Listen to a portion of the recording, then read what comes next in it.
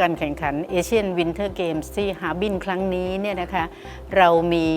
จำนวนนักกีฬาและเจ้าหน้าที่ที่ไปร่วมการแข่งขันทั้งหมด133คนร่วมการแข่งขันทั้งหมดเนี่ยนะคะ6ชนิดกีฬาแม้ว่าประเทศไทยเป็นประเทศร้อนเราต้องเข้าร่วมและเราก็พยายามที่จะฝึกฝนตัวนักกีฬาความประทับใจของจีนในแง่ของการบริหารจัดการเขาเตรียมการดีมีการวางแผนคิดอะไรก็คิดเป็นระบบเอเชียนเกมฤดูหนาวไม่ใช่เป็นการที่จะมาทดสอบความสามารถในเรื่องของกีฬาเท่านั้นแต่มันเป็นสิ่งที่มีความสำคัญมากในการที่เราจะได้เรียนรู้วัฒนธรรมเรียนรู้ในสิ่งต่างๆของประเทศเพื่อนบ้านหรือประเทศอื่นๆซึ่งความสัมพันธ์นี้เป็นความสัมพันธ์ที่แนบแน่นปีนี้เป็นปีสำคัญเป็นปีที่มีความหมายต้องบอกเป็นปีที่มีความงดงามของเรา